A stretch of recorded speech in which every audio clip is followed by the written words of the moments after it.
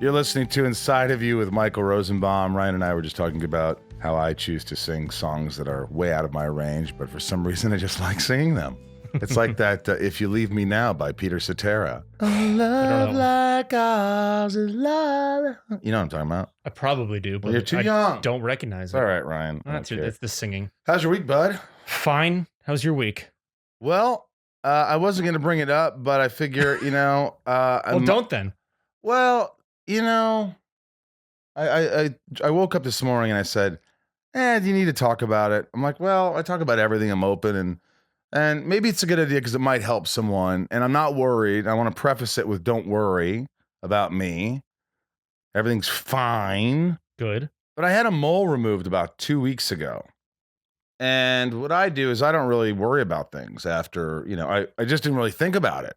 They say, if we don't call you, it's fine.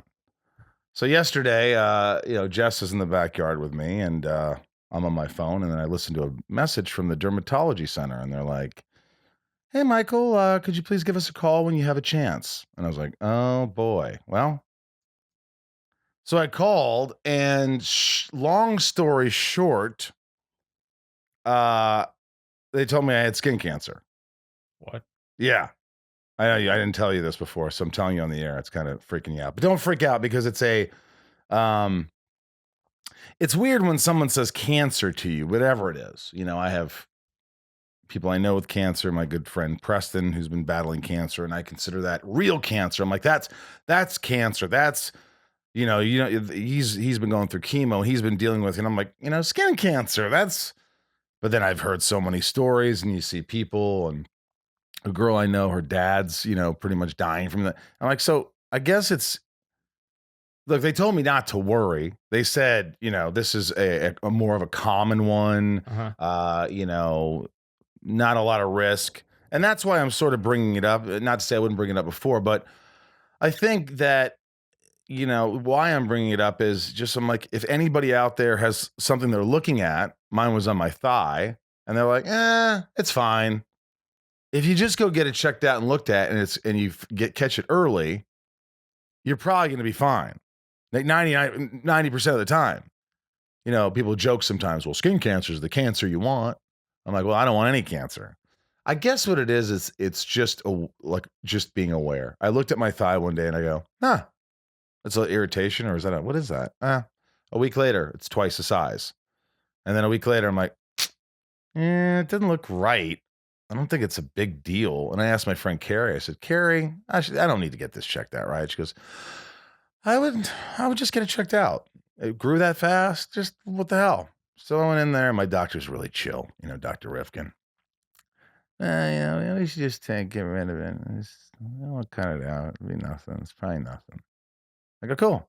And then they call and they're like, so they're going to cut it out deeper. They'll put some sutures in me, Yeah. and, they'll check the rest of my body and that's it. So all I'm saying is I'm not worried. They're not worried. If they were worried, I'd be a little worried. I'd be like, oh crap, but they didn't say the big M word, like God forbid melanoma or something like horrible. But yeah, again, if you're like looking at your body and things are changing, you do this and you're not doing anything about it, you're not, that's not a good thing.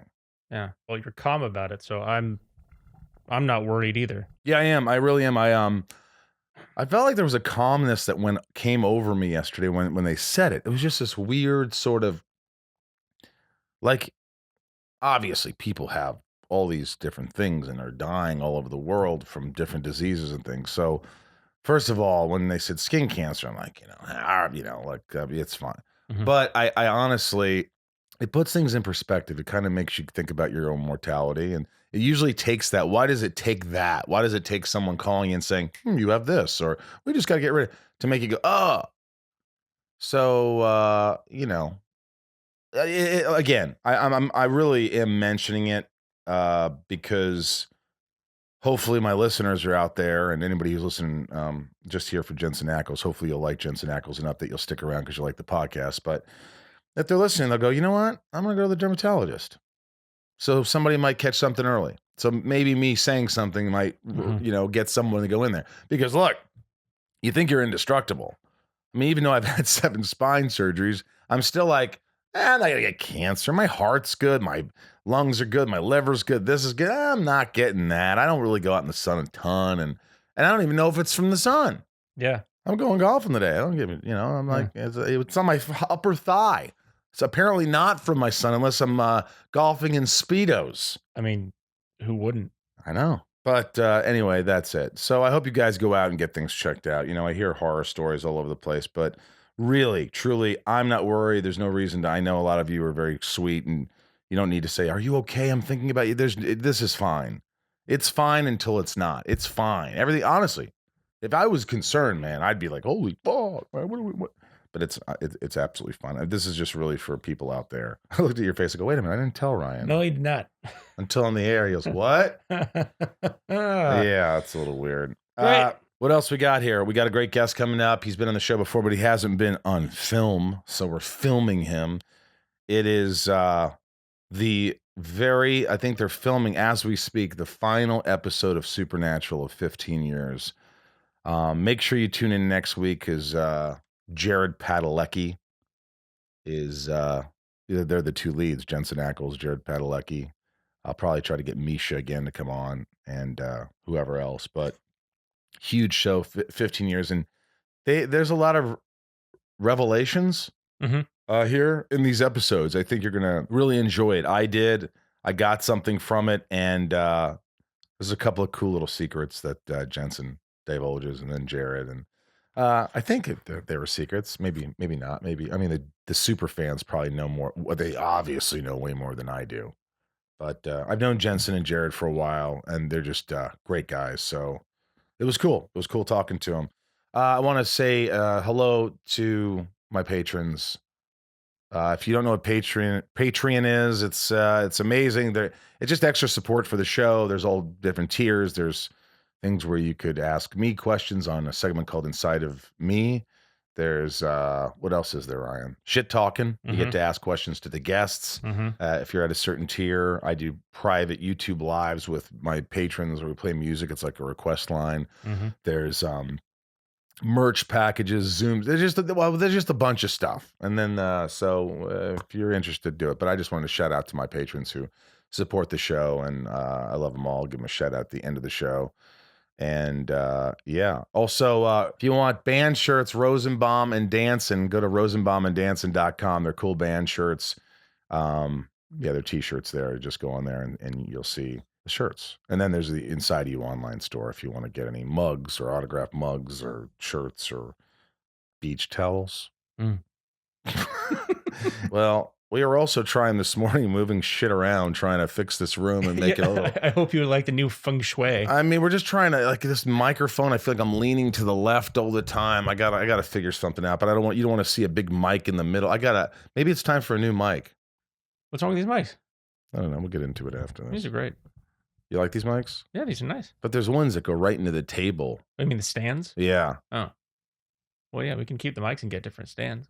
Maybe. Anyway, thanks for supporting the show, and follow us at Inside of You Podcast on Instagram, Inside of You Pod on Twitter. Email your friends. Thanks for the support. Please subscribe. Please give it to your, tell everybody. It really helps. If you really enjoy it, help us out. You know what I mean? If you're enjoying the show, then why not just give a shout out to some of your friends and force them to, right? Yeah. Yeah. Also, a big shout out to Westwood One. They are our mothership. So excited to be a part of Westwood One, and so many great people. My good friend Kelly and Teresa and Agnes and Lou. There's just so many great people over there. Kat, just helping the show, working hard, meetings, and I've never experienced this. You got to understand, guys. I've been doing this podcast, and it's me going, Ryan, what do you think of that? There's like no sales, and there's no people. There's all these departments, and it's overwhelming in a really good way. So thanks, Westwood One, for believing in us, and everybody. More importantly, everyone out there listening who have believed in us, and keep believing. And if you're here again for Jensen and a certain guest, subscribe, give it a chance. I think you'll learn something. I hope you do. I learn something every day. All right, let's get inside of Jensen Ackles. It's my point of view. You're listening to Inside of You with Michael Rosenbaum.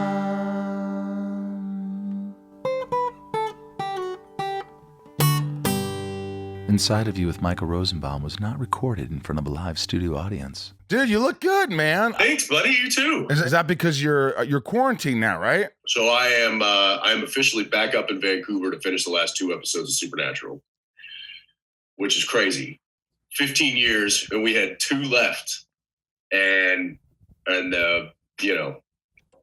virus hit, so they pulled the plug and said we'll let you know. And so they've just let us back up. I think we're the first Warner Brothers show back on its feet from the big pause. So, but in order to do so we had to fly to Vancouver, which is where we film. And the Canadian government has the Quarantine Act in place. So you have to, for any traveler flying up, you have to mandatory quarantine for 14 days. And that means like literally not leaving the threshold of your house. Like you cannot go outside for anything. So I'm here figuring out how to use Instacart and figuring out how to use Skip the Dishes and every other delivery service I've never really needed to use before. All right, so this is crazy. So you do Supernatural for 14 and 3/4 or more years. This is the 15th season, right? Yeah. And then all of a sudden hey, 2 episodes left. We're ready. We got momentum. We're all tired, but we're emotional. Let's finish these 2. Boom. Go back to Texas, Jensen. And you're there for 5 months. Yes. Is it hard to be, look, you've been doing this so long. Do you even get nervous in terms of like, hey, it's been 5 months. I got to come back and shoot the 2 most important episodes of the series. And I have a lot riding on it, or you don't take it like that? I mean, I've got a lot of mixed emotions about it, and rightfully so. Moving into the final 2 episodes, it was we only did 20 episodes a season. I like to say that episode 19 was kind of the season finale, and then episode 20 was the series finale. And but as you know, doing a 20 episode or a 22 episode or a 23 episode season like we've been doing for so many years, you get to those last couple episodes and you're tuckered. I mean, you are spent. It's a marathon. And so usually what happens is you work your ass off for 9 months. And then the last couple episodes are the biggest, most emotional, most, action-packed crescendo of the entire season. So it's like running a marathon, and then they expect you to sprint the last few miles. And so it's always pretty exhausting. And I do remember having the thought of like, I wish we could like regroup and Yeah. like have a little break and get some, get refreshed before going to these. And I did not anticipate a 4.5 month refreshment. I'm good. I'm refreshed. I'm ready to go. Go get yourself a facial, relax for a couple months, do some stretching. So I was, in the beginning, I kind of looked at it at that. I was like, let's try to find the positive, the silver lining here. And it's that we took a pause before the last 2 episodes, and hopefully we can get this pandemic under control and we can get back to work and we'll all be fresh and bright-eyed, bushy-tailed. We can knock out season 15 and the whole series. It lasted a lot longer than anticipated. Now it's like going to be so different, Yeah. They had to rewrite a bit of the last 2 episodes because of the quarantine and because of the pandemic and all that stuff. There's some things that we can't do that we were going to do. Like you and Jared can't make out. Well, no. That will stay. We're hanging our hat on that. Yeah, that's happening. That's regardless. Corona or no Corona, we're making out. We're making out. But there are some things that you can't do. There's like some things that are do you have to distance when you're on set? So, well, yeah, I mean, just the protocol now, as I understand it, is, and this is another reason why it took so long to get us back up here and working. All the unions had to sign off on it. You had to get the DGA, and you had to get the SAG, and you had to get, the Transpo, and you had to get grips and electrics, and like everybody had to basically come together, come to the table, and sign off on these safety protocols. And I believe the way it's going to look is that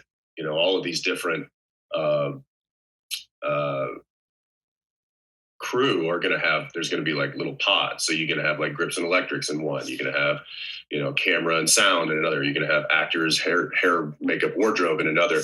And they're not allowed to commingle. Yeah, they have to stay separate, which, as you know, is going to be a very difficult thing, because I can't tell you how many times I'm sitting there on set rehearsing and I've got a grip or an electric, over my head tweaking a light, which is, or someone's fixing your mic, or someone's fixing your. Yeah, absolutely. I mean, people are all like, it's a very tightly interacting group of technicians. And so that's going to add, God knows how much time to production.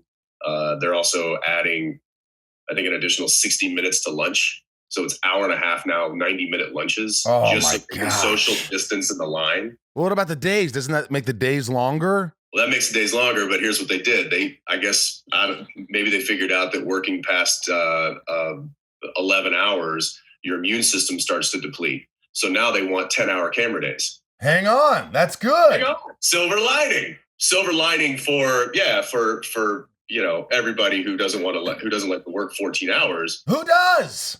But nobody does. Nobody does. I love they've just figured out that, maybe there's a compromise in the immune system after 10 hours of being on your feet and locked in a soundstage with atmospheric smoke.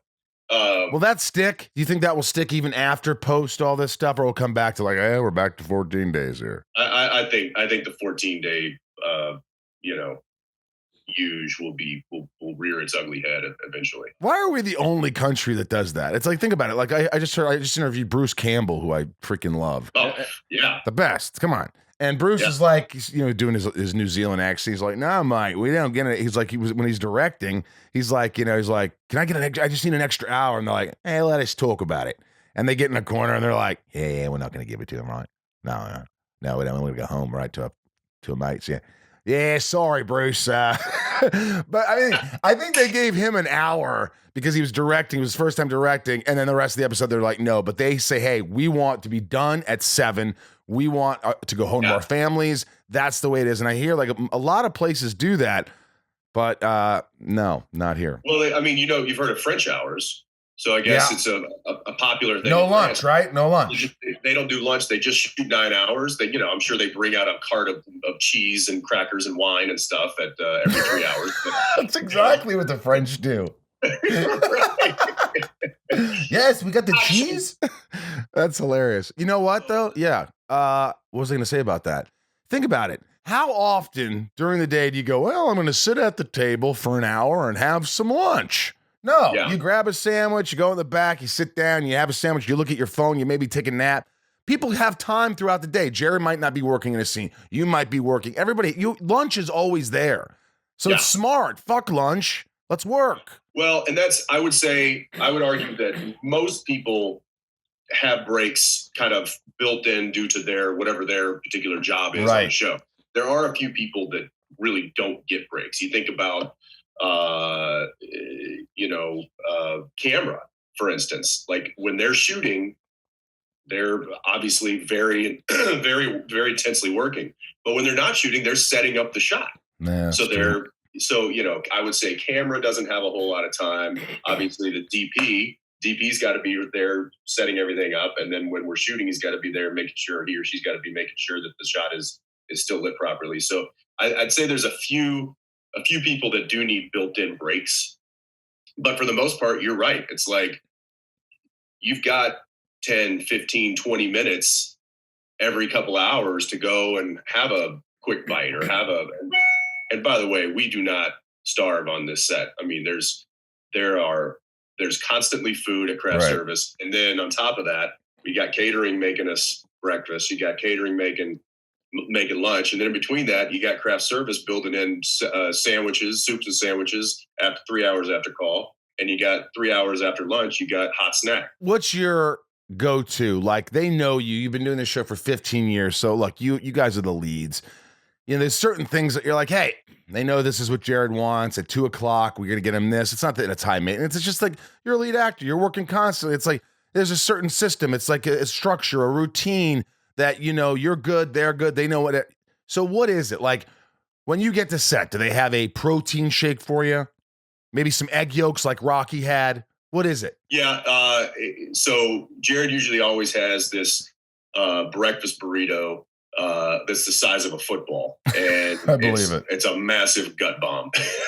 and what's funny, and he'll argue this with me till we're blue in the face, but he's like, I don't eat breakfast, and I'm like, you have a massive breakfast burrito, the size of your leg every morning. He's like, yeah, but I don't get up and eat. I eat that, when I get to work.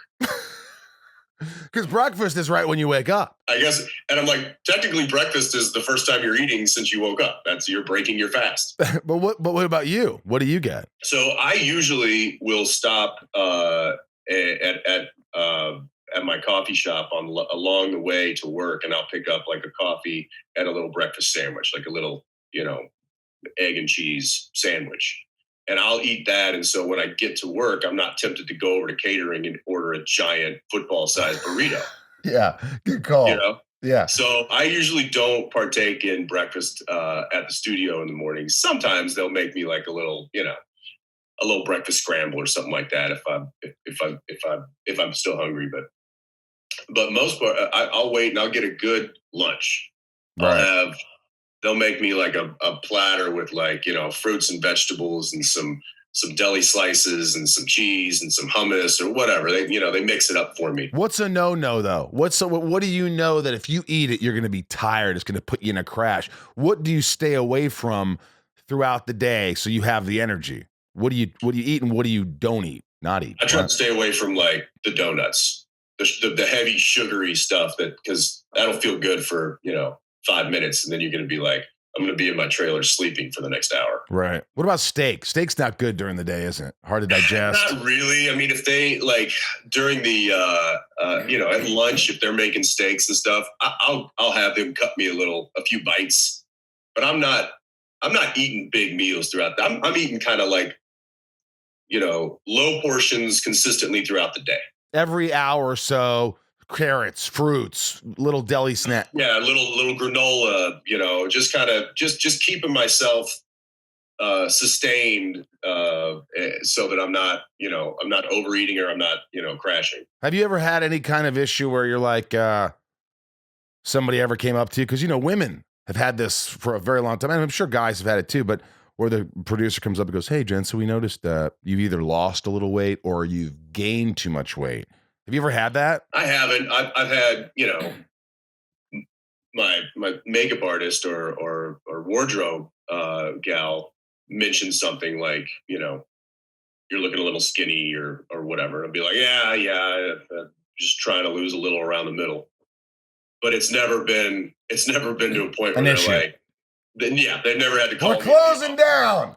Go back to Texas for another 5 months, Jensen. Yeah, if anything, I think Jared's probably fluctuated a little bit more than I have throughout the years. He's, depending on what supplements he's taking, I don't know what he's training for. Do you think there was in the beginning when you first started? Because I'm sure you went through. I mean, when you're with each other for 15 years, you're not only your family. I mean, you really become family and friends. But like with that. I mean, I know, look, I've lost my shit on Welling before on Smallville. I've lost my shit with people because I hang out with them more than I have my own family. So was there ever a time where you're like those moments where I like this guy, I don't like this guy. I really don't want to see this guy for the next few weeks. And I like this guy again. All right, he's better now. Do you guys go in an up and down thing, or is it just kind of like, I love him and he doesn't annoy the shit out of me, or you annoy the shit out of him? I would say, I mean, certainly over 15 years, there is the I don't need to see him right now. Sure. I'm not knocking on his door the first thing in the morning. I know I'm going to see him in 10 minutes anyway. Right. I'm sure he feels the same way. I just sleep. I missed you.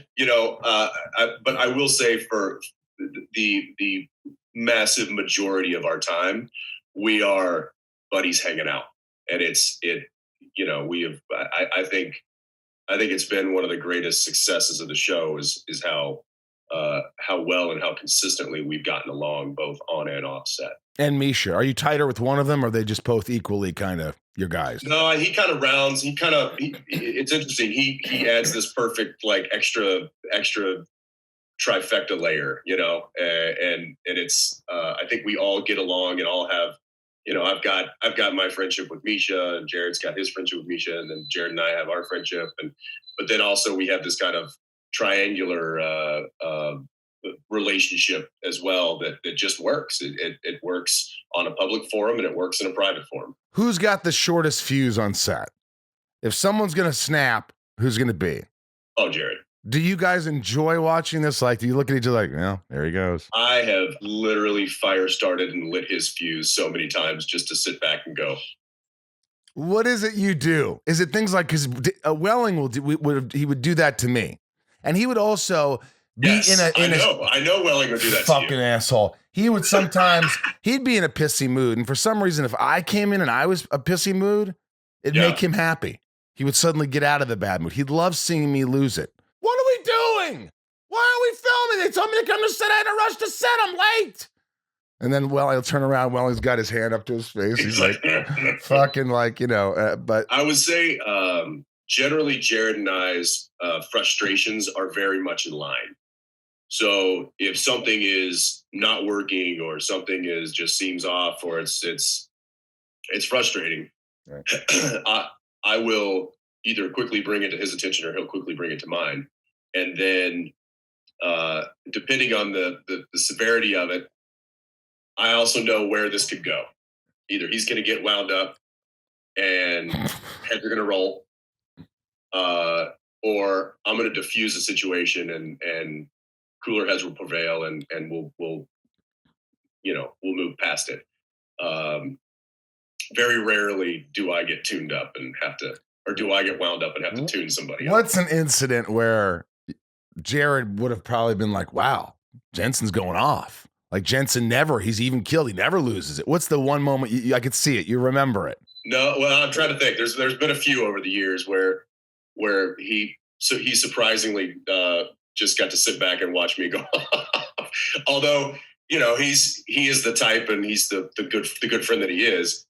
He's right there behind me to throw in the insults as well. So there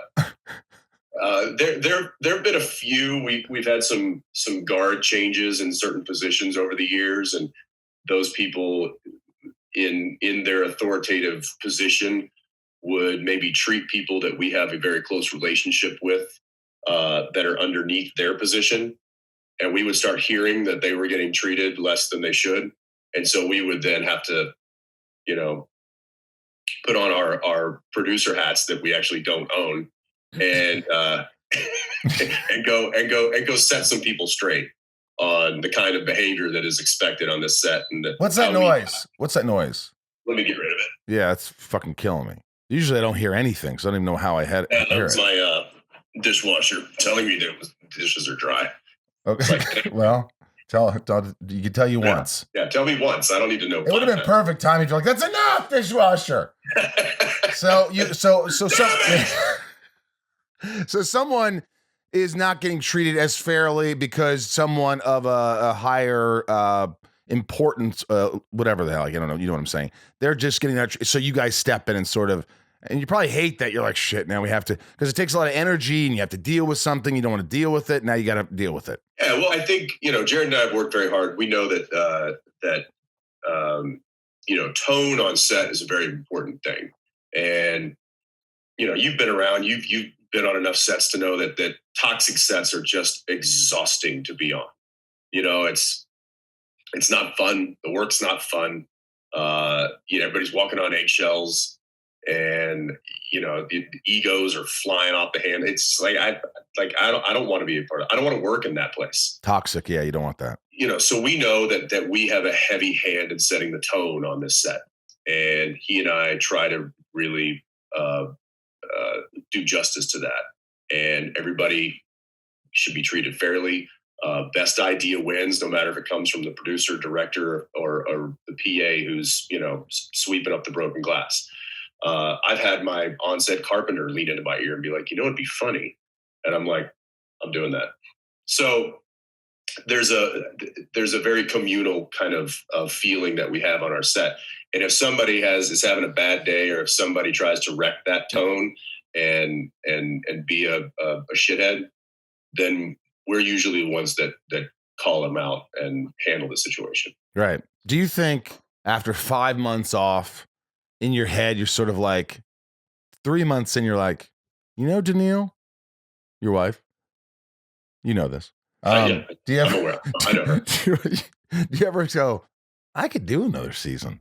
I mean, Yeah. all these months off, I'm going to call the producers and let's go. Let's get another one going. That was the longest. That's the longest break that I've had in 14 years from the show. That's what I'm saying. By the way, longer than the writer's strike in season 3. Wow. Which was what, 08? I remember that. Yeah. Yep. Oh, it was 08. Yeah. Yeah. That's, it's also the longest I've ever gone without traveling anywhere. It's the longest I've ever spent. It's the longest I've ever spent consecutively with your family. With my family consecutively. Whoa. So yeah, I mean, I'm certainly ready to go and refreshed and ready to get back to work. But the ship has already sailed on this being the last season. Jared's already got another show lined up. I've got a few stokers in the fire, and so we're gonna knock this out, try to do it justice. I've always thought that there is a possibility of 5 years down the road getting the call and saying, hey, let's do a little short order action for a streaming network and bring them back for 6 episodes. That's going to happen. The show's too famous not to happen. Right. I mean, they'd be silly. I mean, it's not like you guys are going to age that much in 5 years. I mean, it's been 10 years since I did Smallville, but right. I'm a little older, but Lex Luthor could be old. You can still do it. I can still do it. I'm older. Like I'll shave, whatever. Yeah. But yeah, you guys could do that. So it's always there. It's timeless. It's something that you guys could do 25 years from now. Hey, what's going on? Yeah, can you believe we're still doing this shit? Yeah, we are. Yeah. And I do feel like this isn't like the long goodbye right now. I feel like this is let's hang this in the closet for now and we'll dust her off, down the road a bit.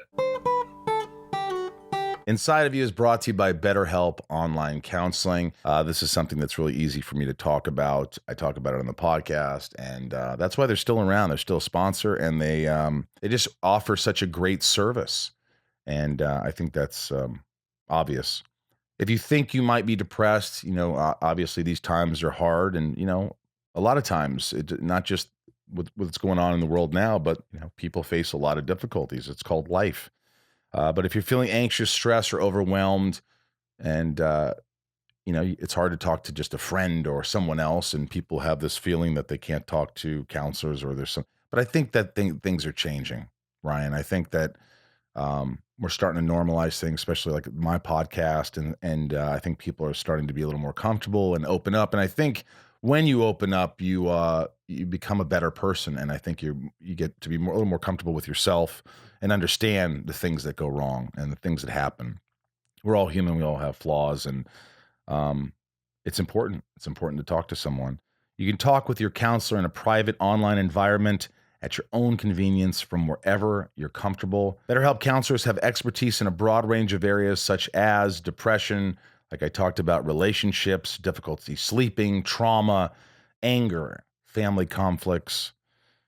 BetterHelp can give you access to help that may not be available in your area. Simply fill out a questionnaire to help assess your specific needs and get matched with your counselor in under 48 hours. Easily schedule secure video or phone sessions with a therapist, plus exchange unlimited messages. I do. Everything you share is confidential. And if for any reason you're unhappy with your counselor, you can request a new one at any time, no additional charge. Join the 1 million plus taking charge of their mental health with the help of an experienced BetterHelp counselor. In fact, so many people have been using BetterHelp, they currently are recruiting additional counselors in all 50 states. BetterHelp is an affordable option, and our listeners get 10% off your first month with the discount code INSIDE. Get started today at betterhelp.com/inside. That's betterhelp.com/INSIDE. Talk to a therapist online and get help. Inside of You is brought to you by Magic Spoon. I love me some Magic Spoon. Ryan, When I was a kid, I would just eat, those cereals that you would just chow down on. Those yeah. cereals. Mm-hmm. I don't know if we're allowed to say those cereals. Well, why the hell can't I? No, just those cereals. Yeah, but they had the big fun pictures on the front, and they were fruity, or they were chocolatey, or they were lucky. Whatever they were delicious. But now I'm an adult and they're like, you shouldn't eat like that. The guy Wilford Brimley's like, you're going to get diabetes and, all this crap. And I'm like, finally, there's a cool alternative. Magic Spoon sent me these boxes. Look at this. Fun. And you're like, oh, these are fun. But check this out. 0 sugar, 3 net carbs, 11 grams of protein, cocoa flavored. It's chocolatey, grain-free cereal. Yeah, look at you, Ryan. What is that? That's the frosted. That's the and blueberry. I got the fruity and the cocoa. I'm telling you, I'm not going to say what it tastes like. I'm going to say it's delicious.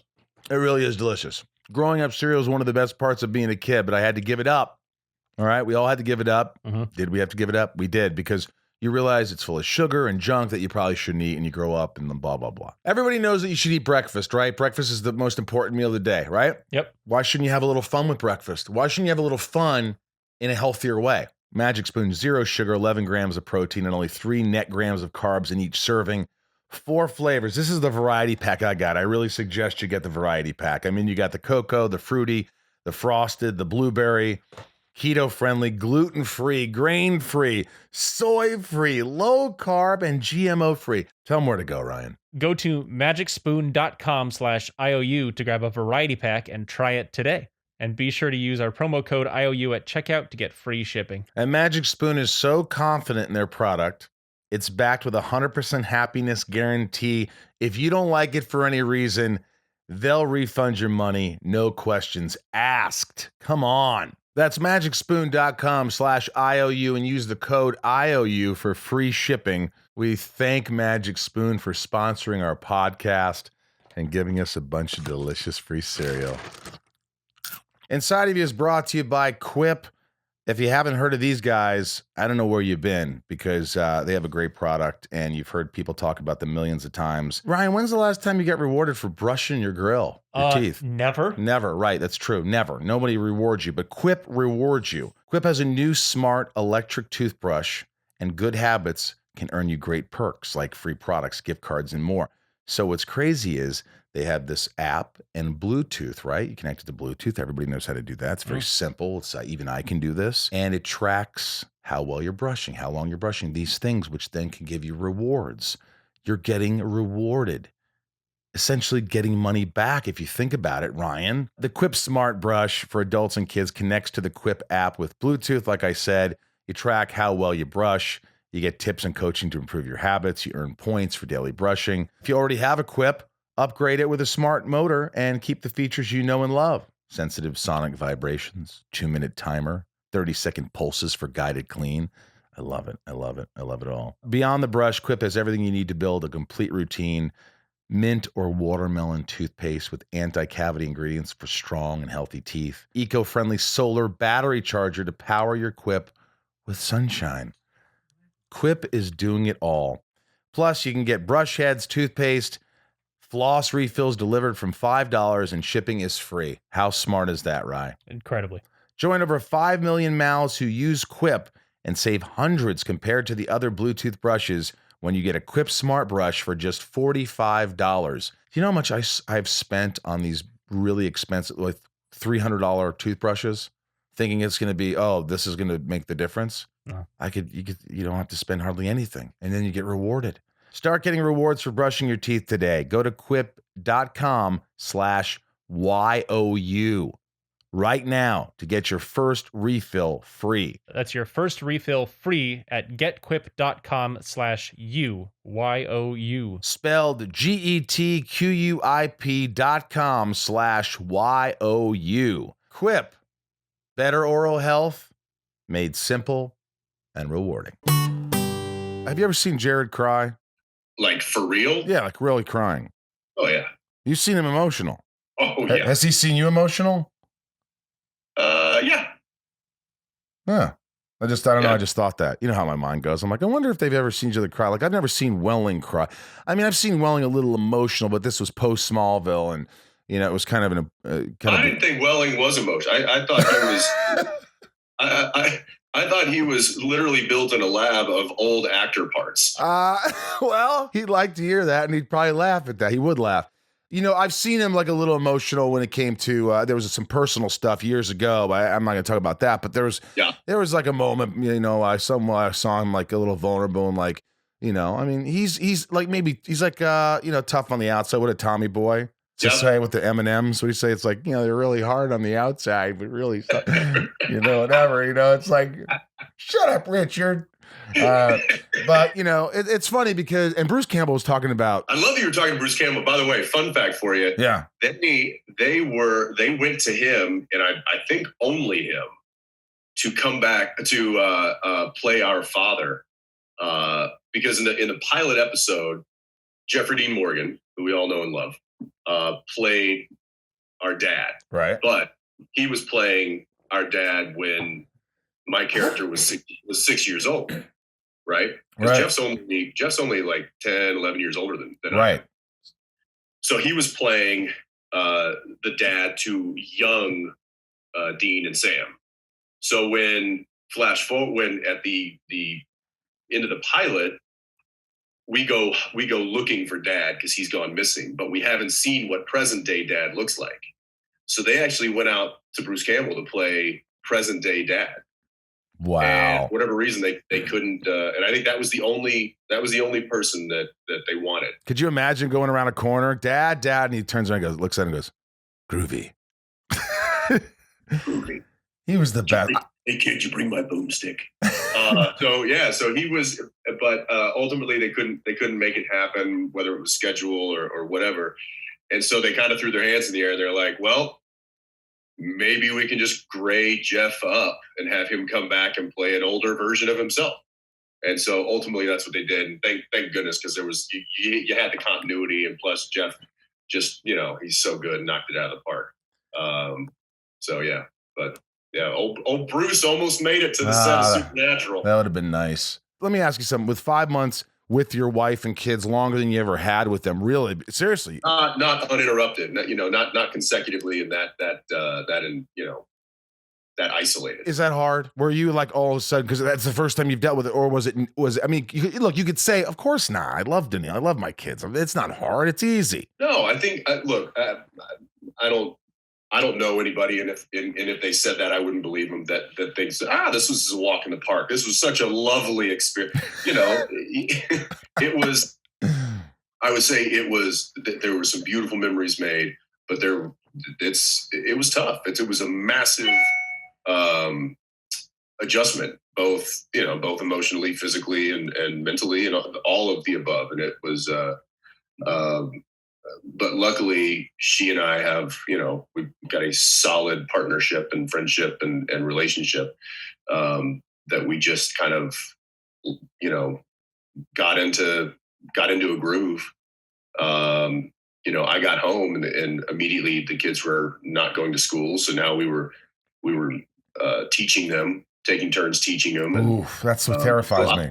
Me. So I would say there were some challenging aspects to it, but looking back on it, it will be looked back on fondly for sure. Yeah. I mean, when you teach the kids school, how old do you have? Twins? So I've got my twins are 3.5, and then my oldest is just turned 7.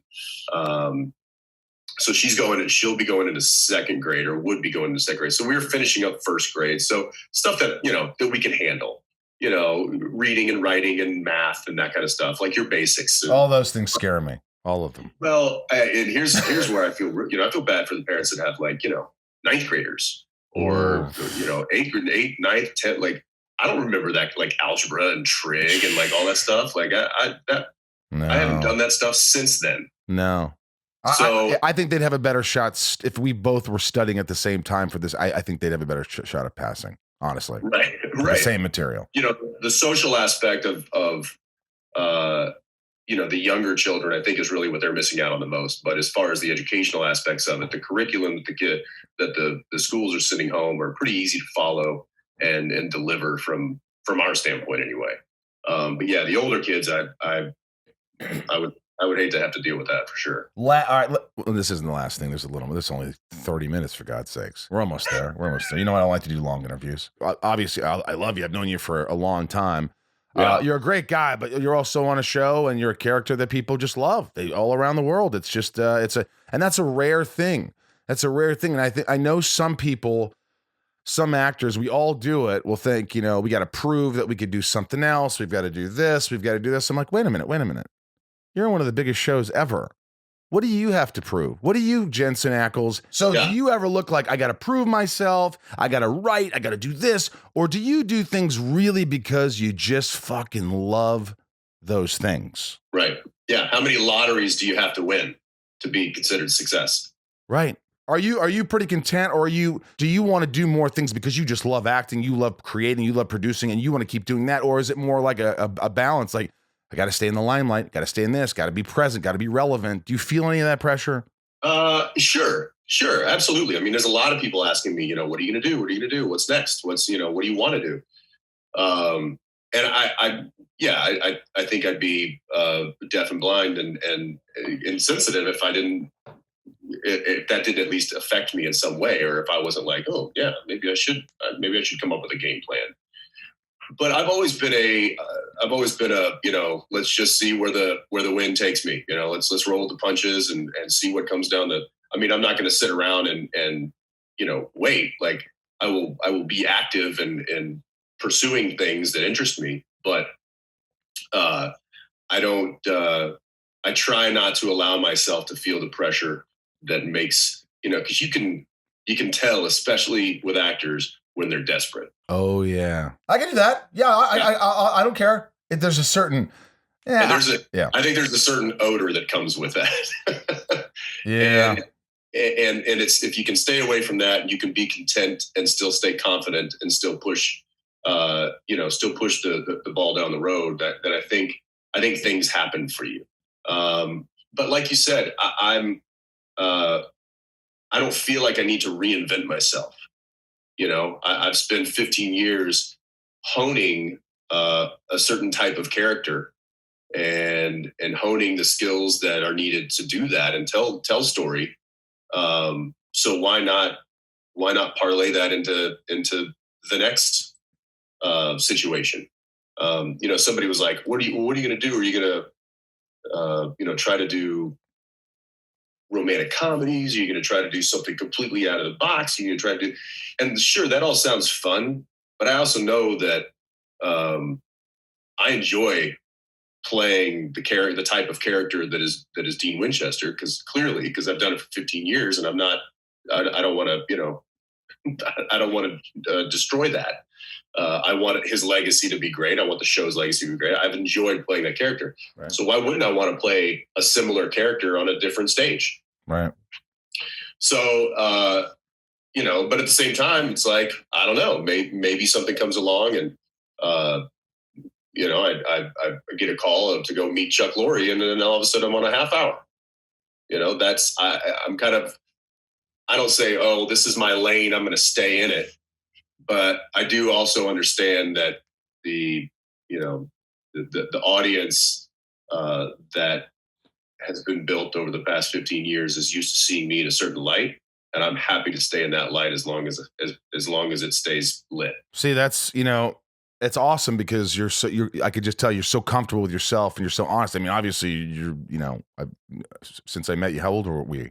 I was like 25, 26. You were like 22. 24. Yeah. 23. Yeah. It's just a good attitude to have. And I think it's something that, as I get older, I just think, as long as, again, caveat, if I have a family and I have to make money and I have to pay, which I do, I still have to pay bills. I don't have a family. I still have to pay for my mom's shit.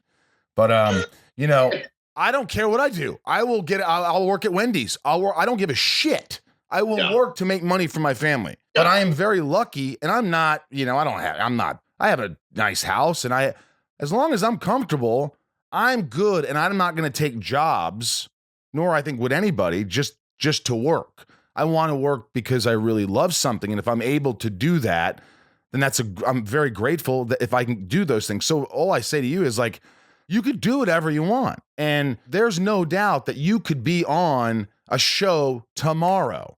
If you took meetings with networks, I know he's on a hit show. He's got a huge following. It's a done deal.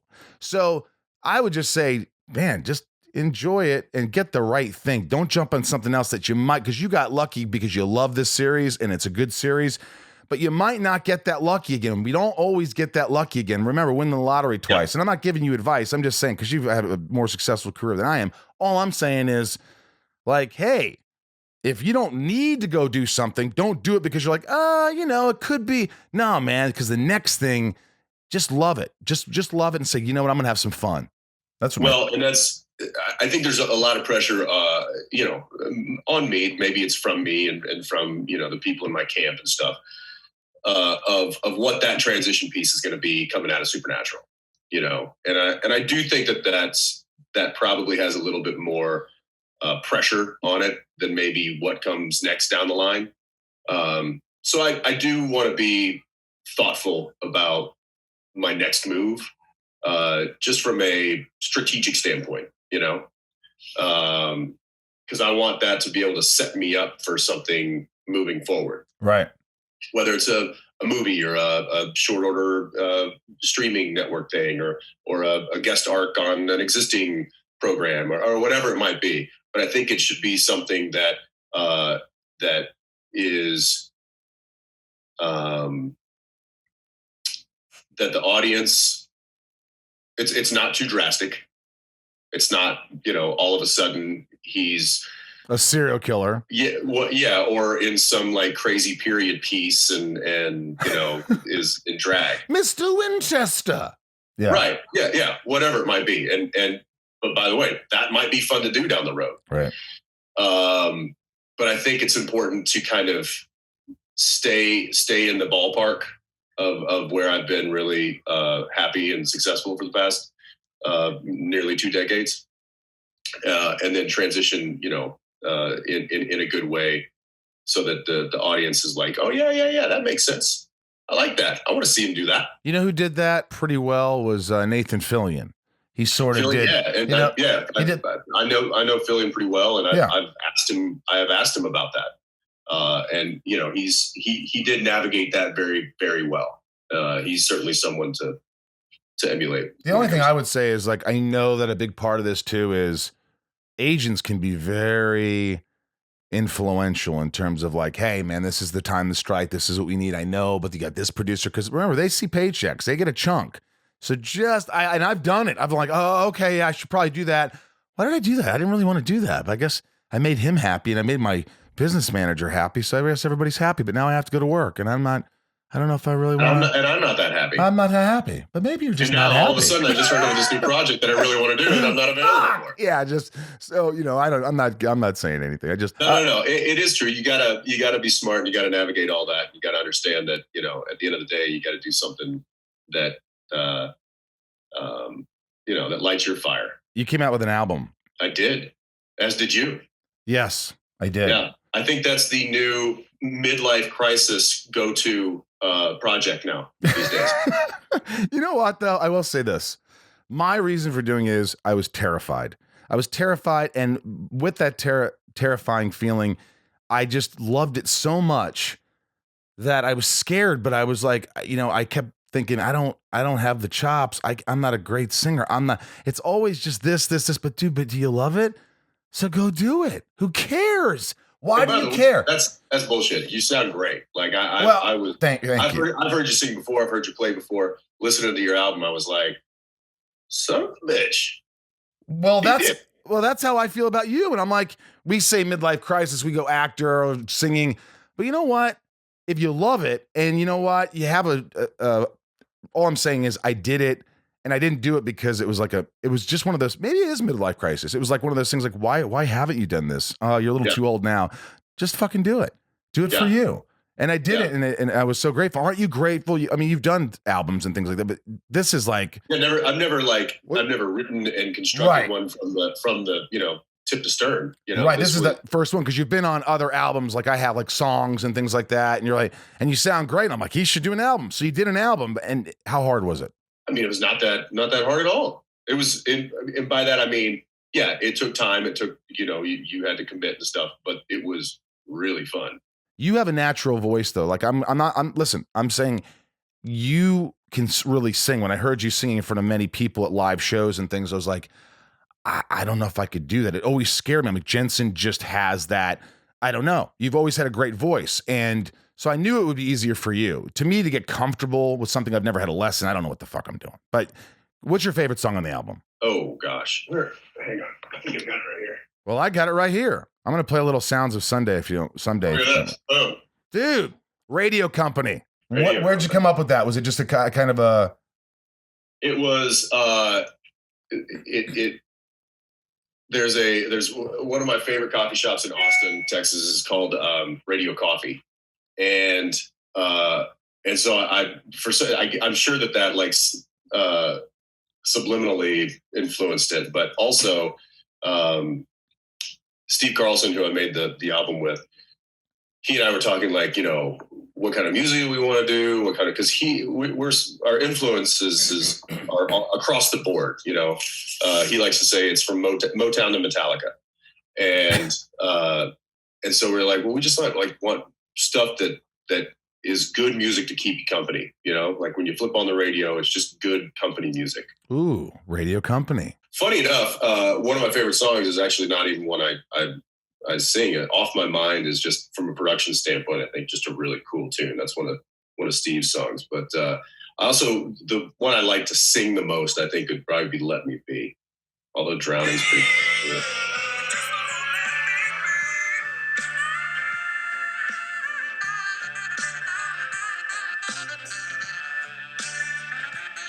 See, I couldn't do this. The voice range here for you.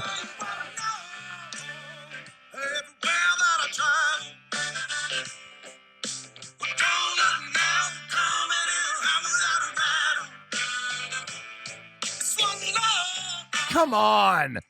I mean, good Lord, son.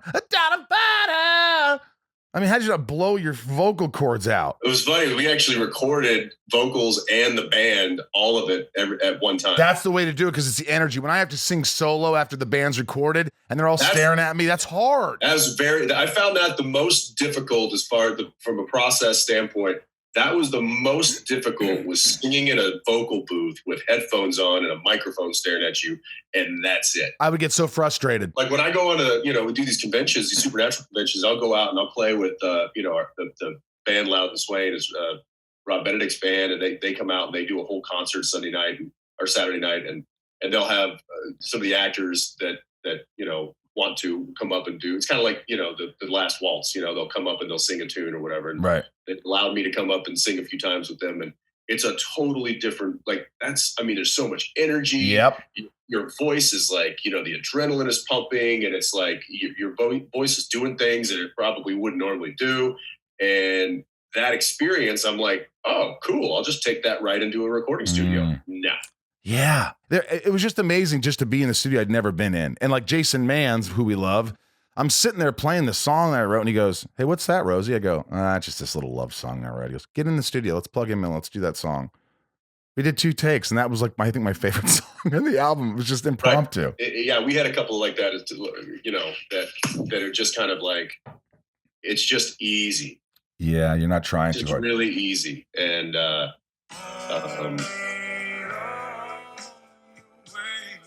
come on.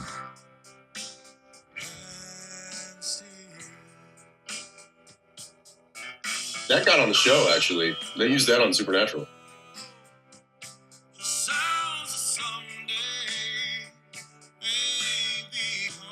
Come on, dude. You sound like you're from the freaking Van Zant from Leonard Skinner and shit.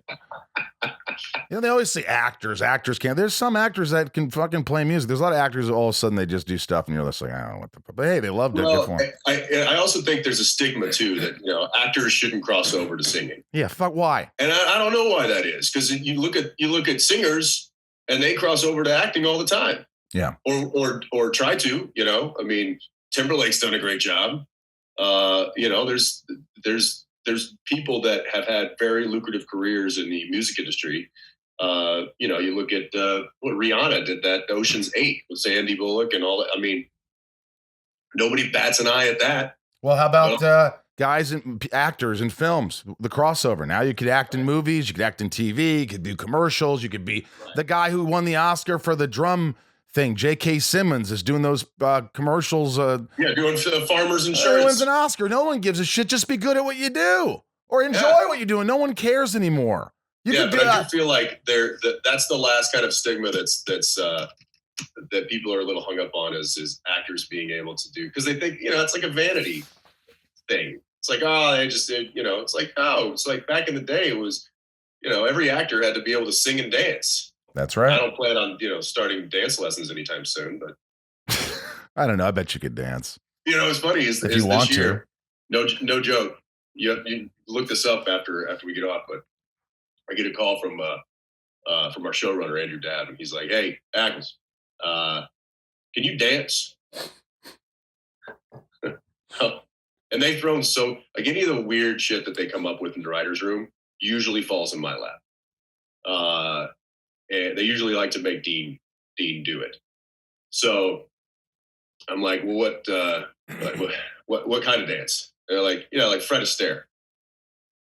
I'm like, no, Andrew, I've never had a lesson. I mean, like singing in the rain shit. I'm like, I probably keep beat, and he's like, well, would you mind taking a couple of tap dance lessons and see if we can't, he's like, I've got this whole dream sequence and I want you to go have a dream sequence where you're, like a singing in the rain type thing. And I'm like, sure. Why not? Let's try it. So I did like 3 hours of lessons of tap dancing lessons and ended up doing like this whole, just like maybe a minute and a half, minute 45 second routine, tap dance routine on the show. And how exciting. Are you so glad you did it? It was really, my thing is I get really like competitive with myself. So like I wasn't getting it at first. And I think the poor camera guys and stuff, because it was a huge, camera suite that was on a crane and, right. A big jib arm. And so it was a big, and we did the whole thing. It wasn't like we cut it up into segments. We kind of we tried to do the entire thing in like one swooping shot. And I think I must have done it like 18 different takes. I was like, no, I missed that one step. Let's do it again. I think camera guys are probably, they're used to us going, no, one more. No, come on, let's go again. They might get annoyed, but you got to just whatever. If you have any say. I'm not usually like that. Like I'm I pride myself on knocking it out in one take for most things. But this, I was like, I just, it was out of my comfort zone, and I wasn't gonna settle, and so I kept dancing. I mean, I must have burned 10,000 calories that afternoon. And that's when your makeup artist said, "You're looking a little skinny, Jensen." Yeah. I just tap danced. Yeah, a tap dancing woman. Good Lord. They're hard on the outside, but damn it, Richard. I miss him. God, I miss him all the time. There's nobody funnier than Chris Farley. I talk about it all the time. I jump into it inadvertently. What's your favorite Farley quote? Oh. Would you call the U.S. Embassy? I don't speak Japanese. I'm saying that live. Good Lord. I don't know. The one line I probably use the most, and this is something that gets thrown back at me quite often from my wife as well. We use it on each other. Is anytime she or I is going like, "Oh wow, look at this desk. This is fantastic. I mean, you could put so much stuff in here." Yeah, anything you want to keep cold, Tommy. Which I guess is a Brian Dennehy. Well, no, but it's a Tommy Boy scene. Tommy Boy scene is like, yeah. Anything you want to keep cold, Tommy. Can I take my blindfold off? I never told you to wear one. I think my favorite one is when he's talking to the girl from Married with Children. I forgot the actress's name. Christina Applegate. Christina Applegate. Gosh, I should know that from the PM Dawn song. Remember? Christina Applegate, you got it going on. Why do I remember PM Dawn, but I don't remember Christina Applegate? I don't know. So there's a scene where he's they sing Set Adrift on Memory. Yeah, that's it. Set Adrift on Memory. Yeah, Christina Applegate. You got it going on. He's with David Spade and Christina Applegate. He says, what do you want to do with your life? To Christina Applegate, she goes, I want to live in a van down by the river. And he goes, you can see he's getting pissed off. He's like, well, you'll have a lot of time living in a van down by the river when you're living in a van down by the river. The best is watching Spade try to hold it together through that whole take. He's just dying. Do a little doobie rolling. I can't see real well, Dad. Is that Bill Shakespeare over there? That's right. That's the best line. Is that Bill Shakespeare over there? I can't tell. Dad, I wish you'd just shut your yapper. Oh. Inside of You is brought to you by Lucy. Hi, Lucy. Lucy Nicotine is a company founded by Caltech scientists and former smokers looking for a better and cleaner nicotine alternative. Finally, tobacco alternatives that don't suck. I just got my shipment. I've been smoking a little bit. I hope my mom's not listening to this or my grandma, but I hate that I'm doing that. And when Westwood One called and said, hey, Lucy would like to be a sponsor, I said, are you kidding me? It was a godsend, for God's sakes. I want to stop smoking. It's embarrassing to say because I'm not a heavy smoker, but the fact that you're smoking at this day and age, but you got to stop this crap. And the one way you do it is Lucy. Lucy's an alternative, and it's the gum tastes delicious. I mean, I could chew this all day, but you probably shouldn't chew it all day, should you? Researched and developed for 3 years to be made for people, not patients. I love that. Lucy has created a nicotine gum with 4 milligrams of nicotine that comes in 3 flavors: wintergreen, cinnamon, pomegranate. I got the pomegranate. I like the pomegranate, but I'm going to try the cinnamon and the wintergreen soon. Lucy also has a lozenge with 4 milligrams of nicotine and cherry ice flavor. Each and every flavor actually tastes great, and that's true. It's convenient. It's discreet. Products can be enjoyed anywhere, on flights, at work, on the go, or even in the gym. Hey, Ryan, it's 2020. Get rid of your cigarettes, unplug your vape, throw out your dip, and get some Lucy nicotine gum or lozenges. This is the real deal. A subscription to Lucy comes directly to your door each month. It's so simple that you don't have to leave your house because Lucy has delivery down. Listeners, go to lucy.co and use promo code INSIDE to get 20% off all products, including gum or lozenges. That's lucy.co and use promo code INSIDE at checkout. Also, I have to give this disclaimer. Warning, this product contains nicotine derived from tobacco. Nicotine is an addictive chemical. Lucy.co, and be sure to use that promo code. Inside of You is brought to you by Hydrant. You know what? This was a blessing in disguise, Ryan, because I'm constantly dehydrated. I never drink enough water. I get fatigued. I wonder why. And then I start using this electrolyte powder that Hydrant makes, which we're going to talk about. Mm-hmm. And I do it a couple times a day, and I feel like I have more energy. And it's amazing how when you hydrate, you always think there's something wrong with you. I got to take these pills. I got to take a whatever. I got to drink a soda. And then you just take some electrolytes, some powder and water, and mix it in an 8-ounce glass or whatever. And all of a sudden I'm like, I feel pretty good. Hydrants, they're badass. Yeah. Summer's here. It's crazy hot outside. We all know that we should drink more water, but by the time we feel thirsty, guess what? You're already dehydrated. That's right. You can't focus. You feel tired. Drinking enough water is critical for healthy lifestyles. It increases your brain power, boosts your productivity, it prevents headaches, increases your focus, it improves your skin and mood. Look at my skin, Ryan. Glowing. Yeah. It helps your digestion, gives you energy, it helps prevent bad breath, and it can even help you lose weight. But how much should we drink each day? 10 cups, a gallon, it's confusing. The good news is that it doesn't have to be so complicated, and that's why I start my day with Hydrant. Hydrant has created a refreshing electrolyte powder that you mix directly into water to more efficiently and effectively hydrate your body. It hydrates you quickly and keeps you going longer. If you're looking for that extra boost of energy, there's also Hydrant Plus Caffeine, which contains 100 milligrams of caffeine from green tea. And Hydrant is backed by research. The formula was developed by an Oxford scientist It's also loved by pro athletes, top performers, celebrities, and thousands of 5-star reviews. And it's made with real fruit juice powder, is delicious and refreshing, and comes in a variety of flavors, including new summer-friendly iced tea lemonade and fruit punch. Yummy. Plus, it's backed by a 100% satisfaction guarantee. You don't love it, you send it back. Full refund. We've got a special deal for our listeners to save 25% off your first order. All you do is go to drinkhydrant.com/inside or enter our promo code INSIDE at checkout. That's DRINKHYDRANT.com/INSIDE and enter promo code INSIDE for 25% off your first order. Drinkhydrant.com/inside. Enter the promo code INSIDE to save 25%. And we thank Hydrant for sponsoring our podcast. Really quick, these are rapid answers. You don't have to talk. It's shit talking with Jensen Ackles. These are my patrons.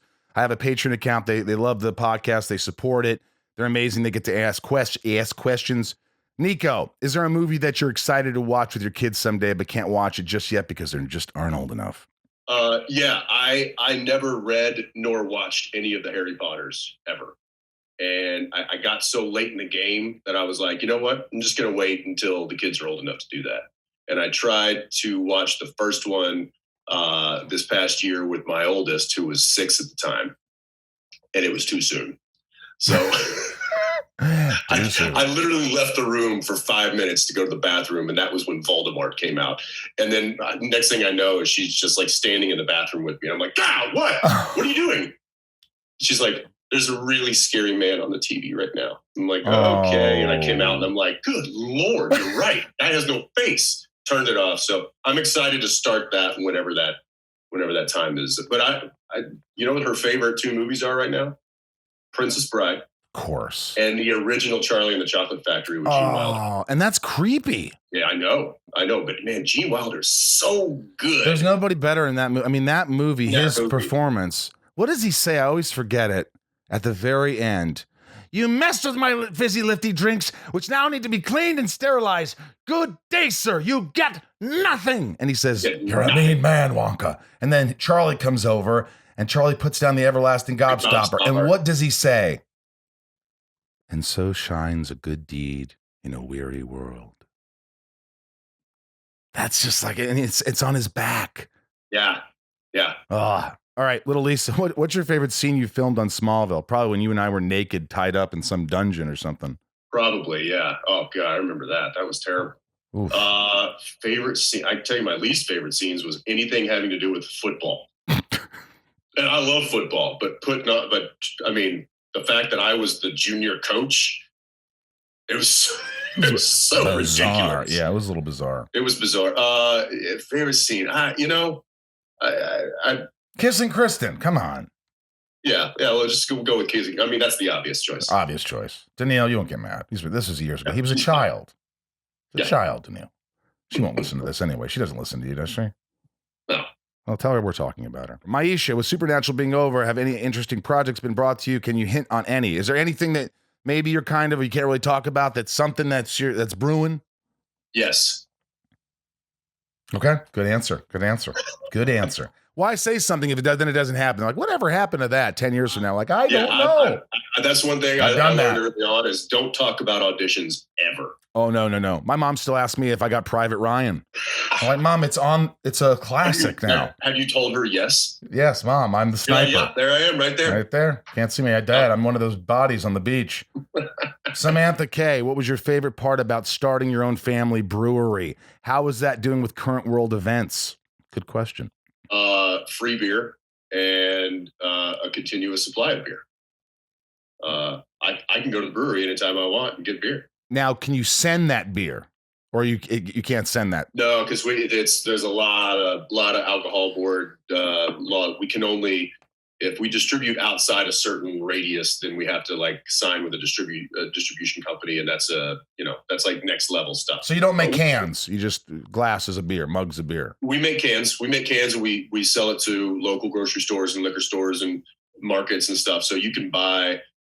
We have 3 flagship flavors that you can buy at 52 different locations in in Central Texas. What if you just sent me as a gift and then I Venmo'd you and then I could just have like a classic edition of a Jensen Ackles beer can? Yeah, I'd have to. I mean, look, off the record, you could probably anybody could probably grab a 6-pack off the shelf and then wrap it up and FedEx it to you. That's probably doable. Okay. All right, you guys know who you are. We live in Texas. Let's get over there. Somebody send Mike some beer. Yeah. Nancy D, what's the one role you would drop everything to play, or the one person you would drop everything to work with? Good question, gosh. Nancy. I would say there's some iconic characters that have really shaped kind of who the style that I enjoy playing and the characters and stuff. You know, you think of Indiana Jones and you think of John McClane and you think of but a role like that, or working with Spielberg, Zemeckis, you drop everything to work with those guys, right? Oh gosh, yeah, and even like, you know, Chris Nolan and like some of these really innovative, like creative directors now. Yeah, that would be a game changer for sure. Chris F, what props from the show do you keep, or do you want to keep when the show ends? Come on, you gotta have something. Yeah, I'm not keeping anything. But what's one that you would like? Warner Brothers, I'm not keeping anything, I promise. The car. But one that I might be some of the iconic ones, like the car, you know, an Angel Blade, or you know, maybe some of the non-lethal weapons that we used. But I will say that the big one is one that I can share that I am taking home with me, and that was sanctioned by Warner Brothers. I'm getting the car. What? Have you not told anybody about that? I may have mentioned it, but I'm That's big news. That's big news, dude. That's incredible. Are you gonna drive it? Are you gonna keep it in your garage and just keep it there, you know, for all time's sake? So my plan as of now is when we wrap up the show here in a few weeks, they're gonna hand me the keys, and I'm gonna put that sucker on a car carrier, ship her home to Texas. And I got a couple of folks that I'm talking to. Was that in your contract? Did you say I want that, Mike? It was. What season did you do it? I've been talking about that for 2 years now, and they finally added that to my contract this last season. Is there a double? There is, and I think they offered it to Jared. I don't know if he's going to take it because it's kind of beat up, and it's. I'll take it. I'll take the. I know exactly. I mean, he might take it. I don't know what he's going to do with it, but the hero car, right. the one that we always drive. Dude, that's so cool, man. That one's coming home with me, and it's. I'm gonna clean her up, but not change anything. Like, but I might just, I'm gonna need to add an air conditioning unit because we live in Texas. I'm probably gonna get some new speakers and a radio system in there that actually works. I'm blown away. I'm blown away by this. But everything else, I'm gonna leave the creak in the doors, the splits in the seats. You know, it's all gonna be the same. Can I ask for one thing? Can I ask for one thing if it's still around? What? I think you'll laugh at this and you'll be like, you know what? I bet they still have them. I want you to sign it with a silver Sharpie for me, and I'm going to keep them right there on my table. Your tap shoes from your tap shoes for the Singing in the Rain shit. I want the black tap shoes because you had to wear tap shoes. I want them. Is that possible? I had tap shoes. Yeah, I can see where those are. Yeah, that would be huge. There's a lot of wardrobe stuff that I they'll have a huge wardrobe sale at some point. I don't know when, but there's a lot of stuff that was built for me. You know, there was like specific. We did a Western episode where we get sent back to like the 1800s, and we have to find Samuel Colt because he's got a gun the bullets that we've got to get. So we get sent back in time, and of course, my character goes full. Dodge City, Wyatt Earp style, and they hand make me this duster and these, full on like period style. So those will probably be for sale. And but they, it's all molded to me, so I might have to. That one might disappear. May disappear. I still want those tap shoes. Last two questions quickly. Leanne P, what lessons has this quarantine taught you? And Jerry W, who inspires you and why? What lessons has the quarantine taught me? That patience is a tremendous virtue, and that that depression is avoidable if you work at it. Are you saying, okay, that's good. Now let me ask you about that. So have you found yourself a little depressed, a little anxious, and what have you done to sort of alleviate that? Sure. So I mean, there were days when you just kind of like, and this is when I was back home, not here. This is kind of a different situation because I'm in a 14-day quarantine with a huge light at the end of the tunnel that I know in now 10 days from now, Start I'm work. back Right. on work. So that's a motivating factor not to get, bored or disheartened. But, 2 months ago, sitting at home, with the kids and hearing all the bad news on the news and the record setting, spreading viruses. And it's like a freaking zombie apocalypse on the horizon. There were days when it's just like, I wander around. I'm like, what am I supposed to be doing right now? Like, I have no purpose. And then that's when you take inventory. You're like, no. There's 3 little kids over there that give you a lot of purpose, pal. So buck up and find something to do. Go teach that kid, some math, or go teach that kid, or go throw that kid onto the bed and play with them and just make memories. Go make dinner for the kids, set them up in the movie room, and then have a nice date with your wife in the kitchen. It's amazing though when you get caught up and it's just not it's not that you're not grateful, it's not that you're not it's that you get overwhelmed and you don't know why, and you sort of have this anxious feeling and you feel like this sense of dread, and you forget all the things around you that you could still do or still and if you just get caught too much, I've done it, man. You sit back there and I'm alone here, but I go, you know what? My grandmother needs me. I'm going to call my grandmother and I'm going to talk to her for an hour on FaceTime. You start to do things, and the busier you get, the way you keep yourself busy, it helps. But look, we're all human. It's like on this show, I talk about anxiety. I'm like, Stephen Amell came on here. He had an anxiety attack, and then he came back and talked about it. It's like, that's what we need more in the world, to let everybody know that, fuck, man. Just because, your favorite character on Supernatural, Dean here, is a successful Hollywood star and has money and a great family and all these things, and doesn't mean he doesn't feel, doesn't mean he doesn't get anxious and lonely and depressed and like what's going on and talk, So I think it's important. It's cool. There's a very powerful scene in a very powerful movie that I thought about a lot over quarantine. Remember the movie The Hurt Locker? Jerry Renner. Yeah. So, I mean, you have this soldier who comes back from, in between deployments, and there's this scene where he's walking down the grocery aisle, and it's the cereal aisle. And he just turns and looks at this just wall of cereal, and he just stares at it, because he's just come from basically fearing for his life around every corner.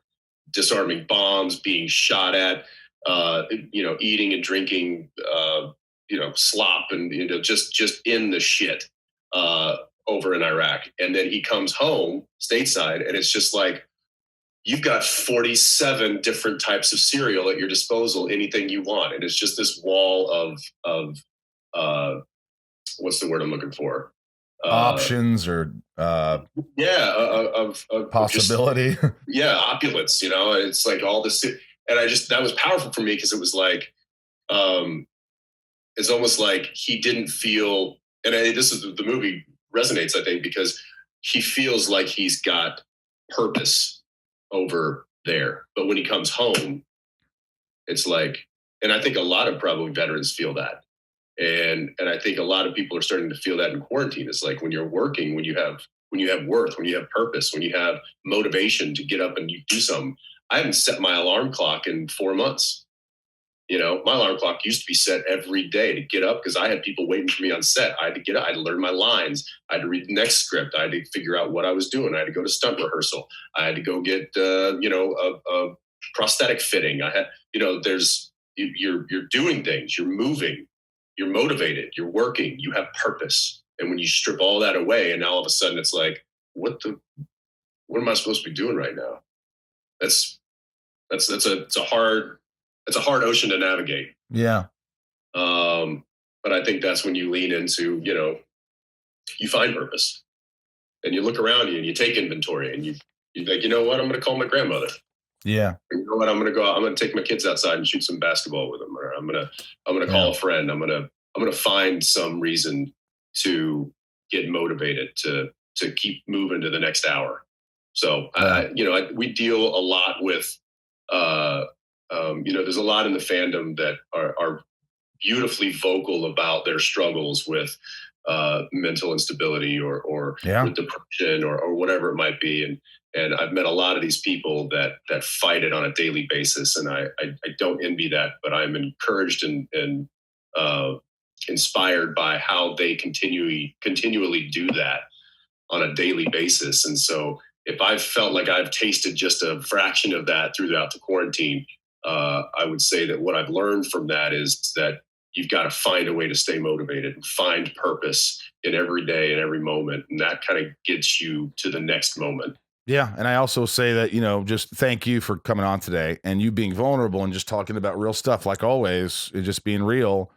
It helps. Someone out there is listening and saying, hey, I relate, or I get it, or that's nice to hear and see what you're doing and what helps you. And, it sounds like we all need routine, whether you're doing a TV show or whether you're watching kids, or, if you're watching kids, which is probably the hardest job in the world at home, a stay-home mom or dad, or, it's like, hey, wake up, do something for yourself real quick before the kids wake up, exercise, find the time for you, or you're going to implode. There's got to be that time for you, or it doesn't matter whether you have kids or a wife, or you got to get right. I would assume I'm single, but that's. Oh, and that was one thing that Danielle and I do is we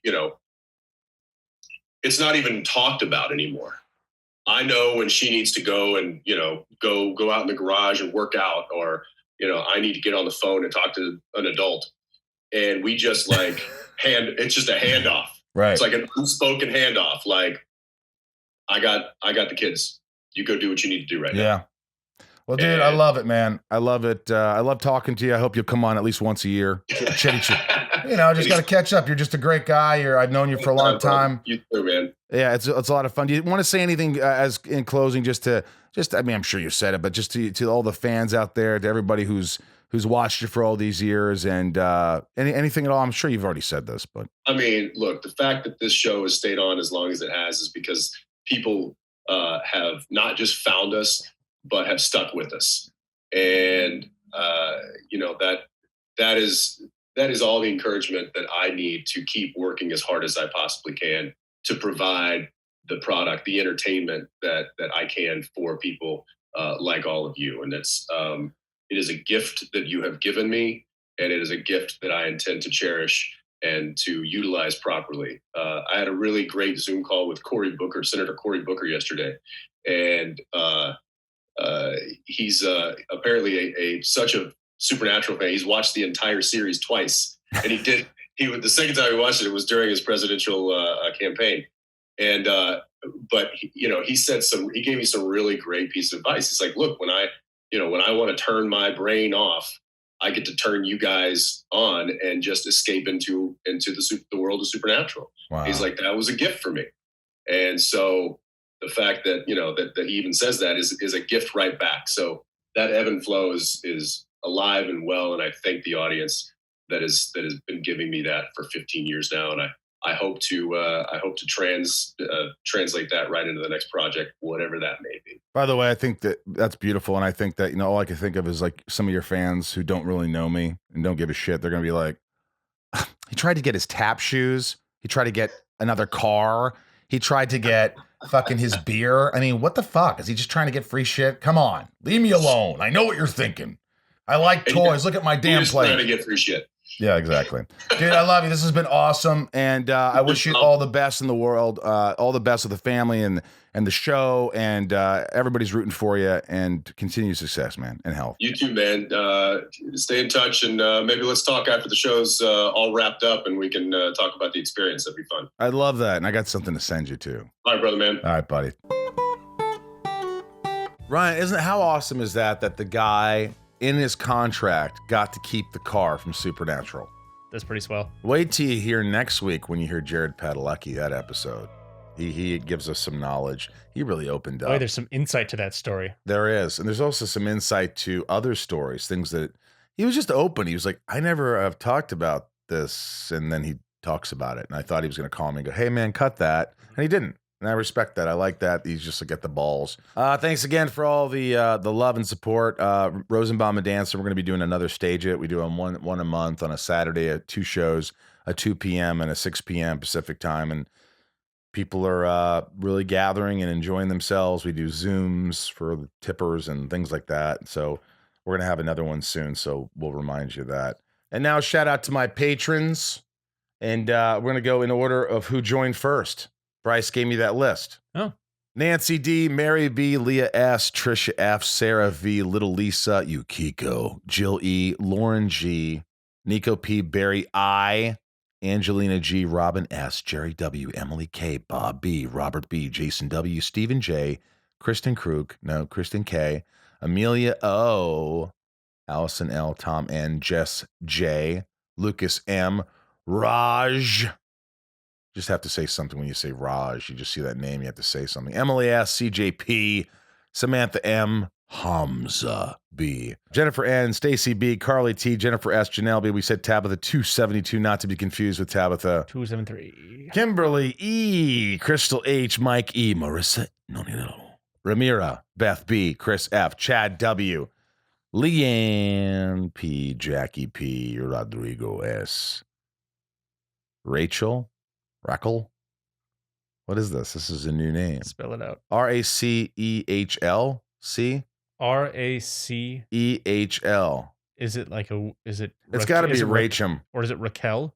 I don't know. Raquel C, Ray A, Maya P, Megan D, Jennifer C, Maddie S, Tiffany I, Kendrick F, Ashley E, Margie M, Thomas T, Matt W, Belinda N, Benjamin R, Lisa J, Kevin V, Robert S, Joy W, James R, Chris H, Snow R, Noah K, Sean V, Asbom H. I'm trying, buddy. ASBJO with a line through it. M.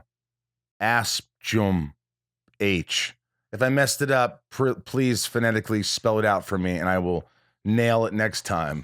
Why is this episode 2 hours long? Oh, he couldn't read some names at the end. Yeah. So, yeah. Guys, thanks so much for joining us, and I hope you enjoyed the episode. Keep listening every week. Subscribe. I hope you're enjoying it, and I'll keep working on getting great guests and having some great conversations so we all learn a little something and become better human beings if possible. Thank you for allowing me to be inside of each and every one of you. Ryan, thanks for letting me open up about my skin cancer to you. Yeah. I'm glad you're okay. Yeah, knock on wood, man. Everything's going to be fine. It's just sometimes you get a call and you're like, all right, got to deal with that, and it should be fine. Most of the time, it's probably going to work out, right? Yeah.